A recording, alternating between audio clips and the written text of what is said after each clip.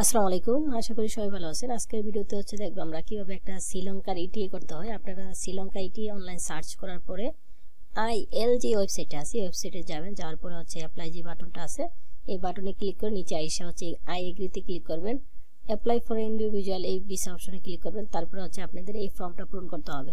তো ফর্মটা পূরণ করার জন্য হচ্ছে প্রথমে সারনেম লিখতে হবে। সারনেম হচ্ছে লাস্ট নেম, সারনেম কি লাস্ট নেম, সারনেম হচ্ছে লাস্ট নেম পূরণ করবেন। আর গিভেন নেম হচ্ছে ফার্স্ট নেম। তারপরে মিস্টার হলে মিস্টার।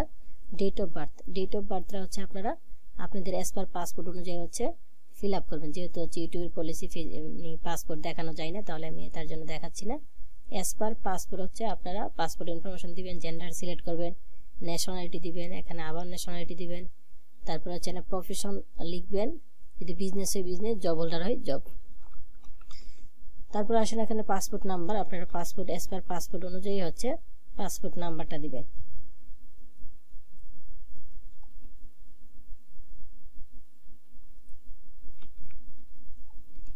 তারপরে পাসপোর্ট নাম্বার দেওয়ার পরে আপনারা অ্যাজ পার পাসপোর্ট 1 2 3 4 5 6 7 8, তাহলে সিমিলার হতে হবে দুইটা। রিপিটেশন হচ্ছে ডেট অফ বার্থ এবং কি passport issue date. As per passport হচ্ছে ইস্যু ডেট দিবেন 30। তারপর হচ্ছে এই চাইল্ড অপশনে কোনো কিছু দেওয়ার দরকার নাই, এটা হচ্ছে আপনার কোনো দরকার নাই এই অপশনটা। এখানে আসেন নিচে আসে এখানে বাংলাদেশ কান্ট্রি 30 ডেজ দিবেন। এই অপশনে হচ্ছে অ্যারাইভাল ডেটটা দিবেন, কবে যাবেন সেটা হচ্ছে একদিন পরে দিতে পারেন অথবা সেম দিন দিতে পারেন, সমস্যা নেই। যেহেতু হচ্ছে এখানে ভিসা বললে 10 মিনিটে, আপনাদের এত টেনশন নাই। আর ডিপার্চার পোর্ট সিএমপি দিতে পারেন। আর আপনাদের যে এয়ারলাইন্সের টিকিট এই এয়ারলাইন্সের নাম, ফ্লাইট নাম্বার এটা বসাই দিতে পারেন। এয়ারলাইন্সের নাম শ্রীলঙ্কা এয়ারলাইন্স হচ্ছে ইউএল হয়, আর ফ্লাইট নাম্বারটা হচ্ছে আপনারা বসাই দিবেন, না হলে সমস্যা নেই। আর এই যে অ্যাড্রেসটা সেটা হচ্ছে আপনারা দিবেন, সেটা হচ্ছে আপনারা আপনাদের হোম অ্যাড্রেস দিবেন।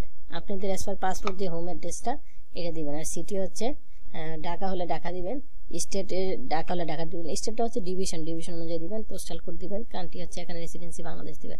এখানে হচ্ছে হোটেল মানে শ্রীলঙ্কার হোটেল অ্যাড্রেস দিবেন। হ্যাঁ,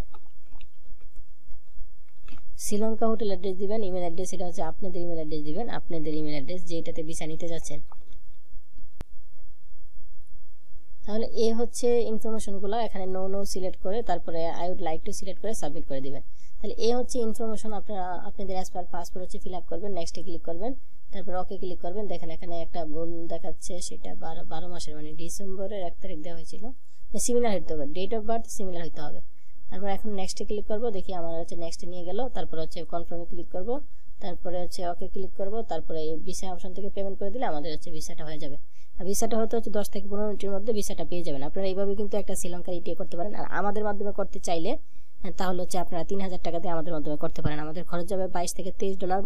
আপনারা হচ্ছে আমাদের থেকে 3000 টাকা দিয়ে করে নিতে পারবেন যদি আপনারা আমাদের থেকে করেন। এ হচ্ছে শ্রীলঙ্কার ইটিএ করার প্রসেস। আর হচ্ছে আপনারা যারা ট্রানজিট সিলেক্ট করবেন, শ্রীলঙ্কা ইটিএ এখানে ট্রানজিটের একটা অপশন আছে, এটা কিন্তু 2 দিন আপনারা ফ্রি পাবেন।